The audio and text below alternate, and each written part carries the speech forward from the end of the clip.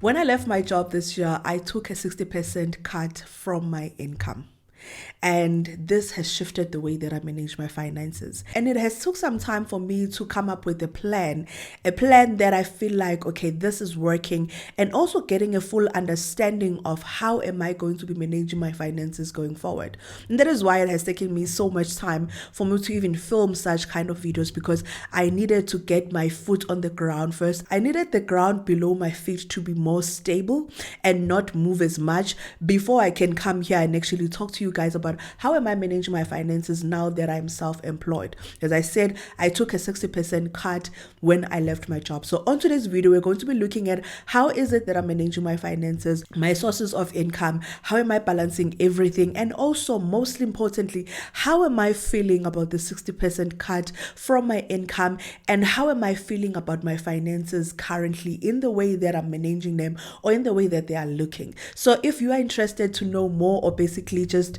dive in deep with me and just get an understanding of what it looks like to leave your job, do stick around. And also, if you do enjoy this video and you do like what I'm talking about in this channel, do make sure that you join us by clicking that red subscribe button on the bottom. And also don't forget to smash that like button, because it does help for YouTube to push my videos for more people to see.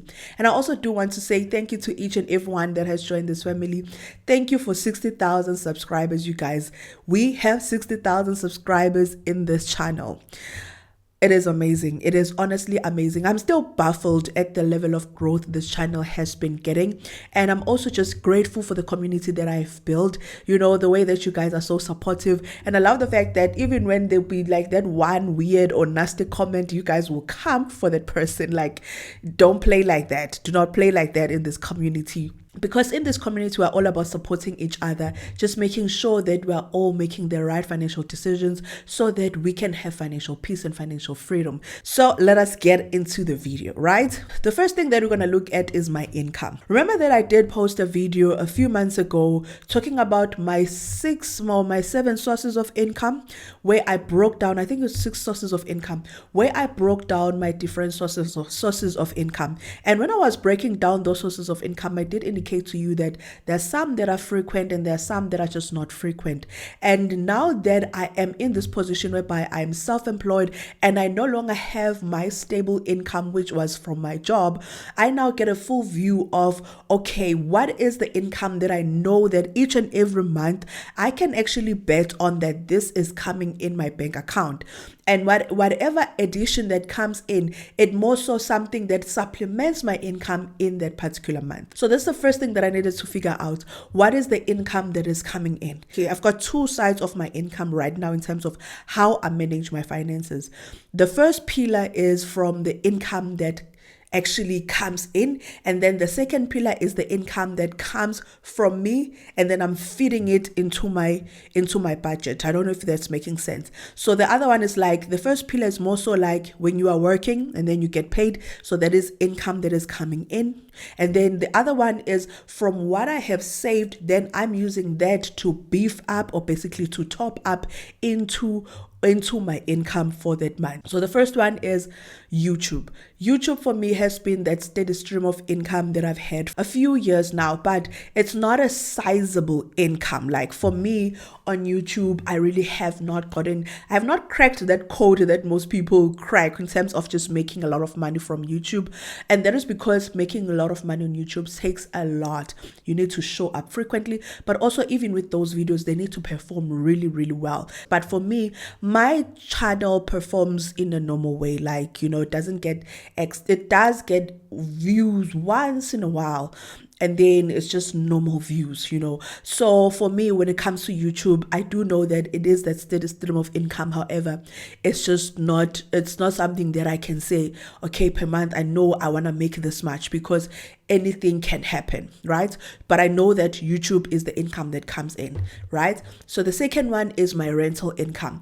Now this also substitutes my income. So these are 2 incomes per month that I fully rely on, that I know that, okay, I am going to get something from here. Now sometimes on my rental income, sometimes it is a normal rental income, which is the amount that I know is supposed to come to me in terms of what the tenants are paying for, then minusing how much I pay for the agent. However, sometimes there are costs that do come in, maintenance costs that end up eating away from the income that I make from my rental, right? So that does also decrease my income in that month. Also on YouTube, if I'm showing up more frequently and my videos are performing much better, then I know that I am making a certain amount of money on an average per month. But if I'm not showing up per month and I'm not posting frequently, my channel is not performing as well, I know that decreases my income. So when it comes to my income, now that I'm self-employed, it varies a lot, which also means that now when it comes to the second pillar of my income, as I said, this is money that I take from my savings, and I feed into my budget as a source of income. And this is my emergency fund. So when it comes to my emergency fund, the main purpose is for it to cover the remaining of whatever that I wasn't able to cover from my sources of income.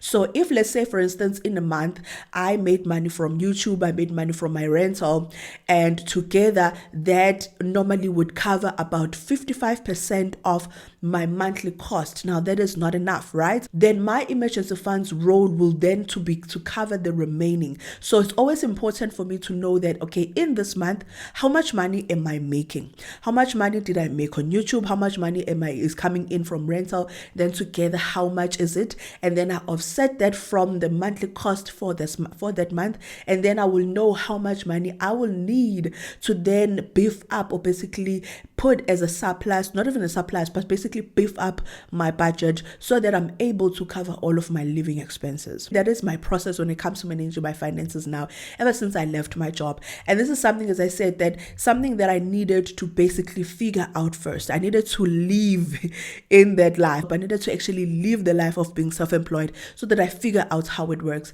Yes, in theory, before I left my job, I did look at my finances and everything was just in theory looking good because I had more sources of income and so forth. But then when I then left my job, things didn't go as planned. And that is because also mentally and exhaustion wise, it was just a lot. And so I did not show up a lot in a lot of things. And as a result, the income for that has really went down. So now another income that does come in once in a while, and that is brand collaborations. Now, whenever I have a brand deal or brand collaboration, what I do is I use that as an additional source of income. What I normally do is, instead of taking that money, like let's say for instance, I made money in August. Instead of taking that money and using it in August, I will actually take that money and feed it into the next month's budget, so that I know that by the time I'm starting next month, I'm starting on a positive balance. There's already money that is waiting for me. So then I know that I will then be topping up with YouTube, and then I'll be topping up with rental. Then I will know that, okay, this is how much money we made in that month. Now, I haven't had much of brand collaborations in the past 3 or 4 months, and I'm okay with that. However, I just know that it is important for me to just understand my sources of income. Now, when it comes to my business source of income, yes, that is a source of income, but since I would say July, August, and the month of September, I haven't been as active. I haven't been as active in terms of publicizing my business, posting and so forth, because that is how I attract customers into my business. But there has been money coming in there and there. But when I left my job, I did not realize how much I had committed myself into when it comes to my business monthly cost. And that is with the subscriptions that allow me to run my business effectively, that allow me to be able to do certain things. So what I then realized is that I would have money in my bank account, but within like a month, that money would be gone because it would be taken by the endless subscriptions that I had. So changes needed to be made. But before we get into deeper diving of that, I just want to give you an understanding that when it comes to my business income, I don't count it right now because I'm still trying to build up again when it comes to my business. I'm still trying to just make sure that I get a grasp of everything, especially when it comes to those subscriptions, because I canceled a lot of them only because I really just want to get a grasp of the money that is coming in and actually see that money grow. And then as the money grow, I can decide, okay, what is of priority right now that I can allocate my resources to, that is like really important for my business. That is the first part when it comes to how I manage my finances, understanding my income sources and how much is coming in. The second one is the plan, right? I had a plan when I left my job. So I had a plan in terms of this is how I'm going to be managing my finances going forward. And the first thing that I told myself, and that was something that I really just stood on, and I really wanted for it to become a reality, but it did not. And that is, I did not want to live off my emergency fund. I just did not want to do that, because I also have this thing that when you've built up your savings and you start seeing them dwindle down, it's not a nice feeling. So I didn't want for me to rely on my emergency fund as much. I wanted to still be able to make enough income from my other sources of income to cover at least 80% of my living cost. And then I can then use my emergency fund to offset the negative balance, to offset whatever there is remaining, so that I'm able to cover all of my living expenses. Now, another thing that also happened is that beginning of this year, we moved. Remember, I bought my property, which I was staying in, and honestly, staying there while I was still paying for it, it was very affordable for me. Staying in a property that you own, that you are paying a bond for, it's less strenuous on you financially than when you have to rent it out. And that's something that I will talk about in another video in terms of my thoughts on owning property, because I do have some regrets right now. When we moved, that increased my living expenses, because now on top of me paying for my bond, I also have to pay for rent. Yes, my partner is here, but I do not want. I remember when I spoke to him, I said I wanted to leave my job. One of the things that I told him was to say, I never want to be too much of a burden on you. I don't want this decision that I'm making for myself right now to feel like it is your decision. So when I left my job, I needed to make sure that I will be able to still pay for my bond. I will also be able to pay for the rent. Now, I don't know how the next months are going to look like. I don't know how life is going to take me. I know that when push comes to shove, whereby there will be those months where maybe I might not afford to pay for rent, I know that he wouldn't throw me out on the streets. Like, I know that he wouldn't do that. I know that he would be supportive in terms of just covering the rent. But because I still can, I do make sure that I do cover my portion of the rent. And that is because, honestly, I didn't want to see a difference, or for us to feel much of a difference from me being in my job and then leaving my job. I still wanted to still maintain our living standard, even though I had left my job. Now, obviously, there are certain things that I can't do that I used to do before, but in terms of the fundamentals, I didn't want to then, restructure our lives. So basically, a lot of things have to change just because I just left my job. I still wanted to maintain the same life in terms of the things that we're doing and things that we're paying for, or things that we had committed to. Then I left my job, and then I did not work as much. You guys, I haven't been working. And that has had an impact on my income, meaning that the plan that I had, which is not to live off my emergency fund, has basically went out the window, because right now my income that I make covers majority of about 55% of my living cost, and then my emergency fund covers 45%. I know that going down the line, as we continue on in the year, there is going to be a shift whereby in some months, like I know that in the next month, like in October, the money that I'm going to need from my emergency fund is going to be slightly higher than the money that I'm going to be making, because I know that my income is not as much for the month of October.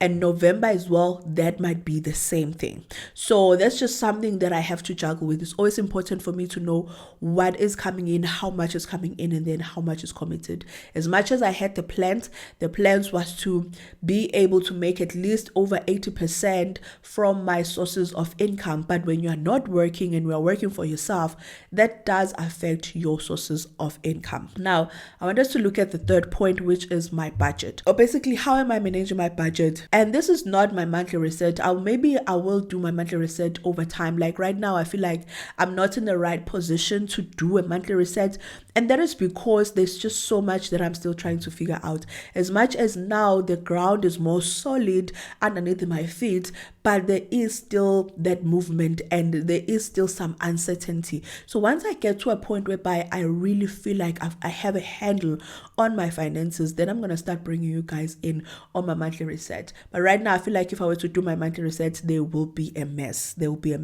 But let's just look at my budget in an overview. What is it that I have done ever since I left my job? So the first thing that I did was I cut off a lot of unnecessary cost, and that is through subscriptions. I had a lot of subscriptions that I was not paying attention to, and that was because I was just making a lot of money, you guys. I'm just going to be honest, from making money from my job and then making money from my other sources of income. And I was active during that time as well. So there was a lot coming in. And because there was a lot coming in and I was able to save and invest, I feel like I also committed myself to a lot of things. So I went and looked at my budget and looked at the things that was just taking from me. And then I canceled a lot of things. I had a lot of subscriptions that were taking through my Apple. And the most annoying thing when it comes to Apple subscriptions or just anything that takes via Apple is that you never know when they're going to take. You never know. Randomly, so you just see money just being deducted. Sometimes it gets to a point whereby you don't even understand what is that deduction for. So what I then did was I went and I just unsubscribed to a lot of things. So the things that I just got rid of was anything when it comes to entertainment. So I had Prime, I had Disney Plus. I still have Netflix because Netflix we use a lot in this house, especially for my daughter. So, but I just pay for Netflix and the Wi-Fi. But I had these other subscriptions. So I went and I canceled those things. Like anything entertainment-wise, I went and canceled. Another thing that I also did was I went and I looked at the things that I was paying for that I felt like I could negotiate a lower price for. And that's what I did. So my insurance, for an example, I called my insurance provider and I negotiated a lower rate. Basically, I just asked them to just review my insurance because I had been with them for some years now and I had never claimed from them. I've never claimed from my insurance. So I then asked that, can you just review it? And then it actually went down. Another thing that I did was I had my car insurance as well as home insurance together in that, right? So what I did was I then asked them to cancel the home and contents insurance because it was covering the things that I owned in my previous house when I was still staying alone, basically still staying in with my daughter. So what I then did was I asked them to just cancel that. Now, where we are right now, the things that we have are covered under my partner. So I felt like there's no need for me to also be having home content insurance. So that did bring down my insurance. Another thing that I also did was I actually looked at my bond, right? And on my bond, I had been paying extra all of these years. Ever since I started taking my bond, I've been paying extra. I've just been paying a standard of 7,000 all this time around. When I changed my debit order to them taking directly from me, I looked at how much I'm supposed to actually be paying for in terms of this is how much they expect from me each and every month. And then I said, you know what, as much as I love to continue paying extra on my bond, right now I'm not in a position to be pouring anything extra on my bond. So what I did was I then decided to decrease my installment from the additional that I was paying, which is 7,000, and I brought it down to about 6,600, so that at least I am able to save, or basically able to gain back that 400 rands. I still put a little bit extra from what I'm expected to pay for. Like I think I put in a little bit extra by 200 rands so that I leave some room when their interest rate changes. But I just don't feel like paying that much extra is going to make it's good. as good as a good idea right now for my finances. Those are the things that I have done to just create some wiggle room in my budget, because I needed that. If I'm being honest, I honestly needed that, because the thing is, when I looked at my expenses and I looked at the money that was coming in, I was just not happy with that. So something had to give. Something indeed had to give. And for me, it was just those things that were not essential, and also things where I could cut that I got rid of. But another thing that I've also done is that even with groceries, I used to contribute a lot when it comes to groceries, but now I don't budget as much. I don't contribute as much. I contribute what I can. Now, to close off this video, I want us to talk about how do I feel about my finances. So the first thing that is a fact is that right now I'm not able to save. I'm not able to save. I'm not able to invest, right? And this does not sit well with me, because if I'm not able to save and I'm also not able to invest, what makes it not nice even more is the fact that I am now using my savings. So instead of adding on my savings, I'm taking away from my savings, which also means that my savings are getting down. It's always nice when you're putting money on your savings and you can just see it going up, going up, going up. It's motivation. It's really, really nice. But then when you are not putting money on your savings and you are taking money from your savings, it does not feel nice, because it can get very discouraging, because now you're seeing that, oh, it's going down. And so for me right now, that is something that I don't feel good about. Like, I am not happy about that at all. I do wish that even though I have left my job, that at least, even if I'm not contributing on my savings, that at least I must not be dipping on them. Like, that would be the best case scenario, where I don't have to take anything from my savings. I just live off the income that I'm making.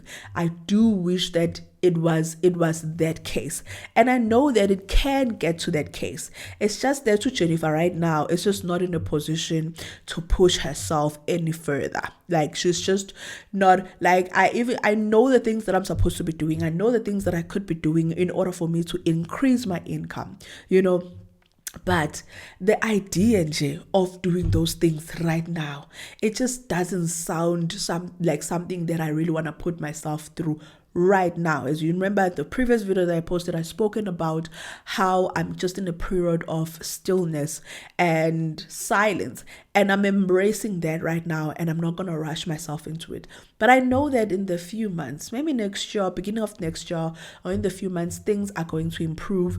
And I know that next year I am going to go back to working for sure. I am going to get a job next year. I declare and I decree that I will get a job next year. So that will also change things a bit. But right now, in terms of how things are looking, in terms of my finances, the fact that I can't save, but I'm using my savings as well, it just does not sit right with me, because it also gives me a view of how long do I have before I can start panicking. So I hope that you guys enjoyed this video, and I also hope that it gave you some kind of a perspective of how is Jennifer coping, and also if you are in a position whereby you are planning to leave your job, or you are planning to change jobs, and maybe you don't know how things are gonna look. I hope that this did give you an insight of how things are looking.